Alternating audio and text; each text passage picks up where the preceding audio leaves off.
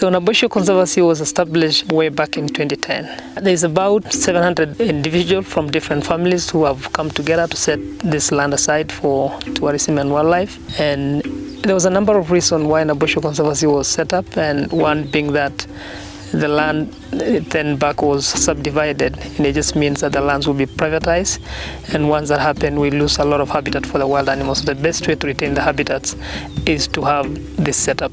Because of the fact that this land has been set aside for wildlife and tourism in the last 10 years, we've seen an increase in the number of different species of animal, which include plain antelope, and particularly also the lions. We've seen quite a big increase in the number of lions in Naboisho Conservancy, and we feel like we have one of the highest number of lions in the whole Mara.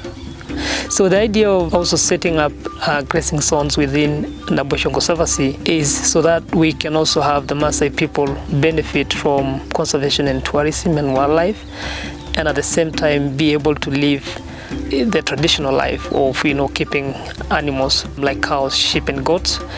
And within the conservancy we have grazing zones and we have wildlife core areas. What we call the wildlife core areas is areas that we think there is high density of cats particularly, and for them to not be disturbed by human movement, we have set aside areas aside just for wildlife. And the areas that are considered to be grazing zones are areas that we think there is less animals, especially cats, and that's where the people are allowed to bring their cows for grass and water. One of the idea behind it to try and sort of reduce human-wildlife conflict.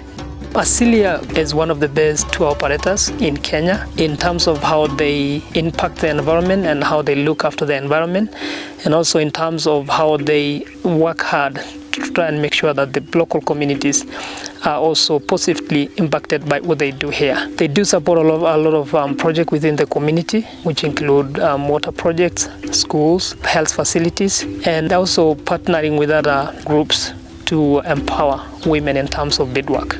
We have to have these conservancies, because what that means is that the land would be set aside for tourism and wildlife, as opposed to not having conservation, which means people will live on the same land, and that means animals will start to lose habitats.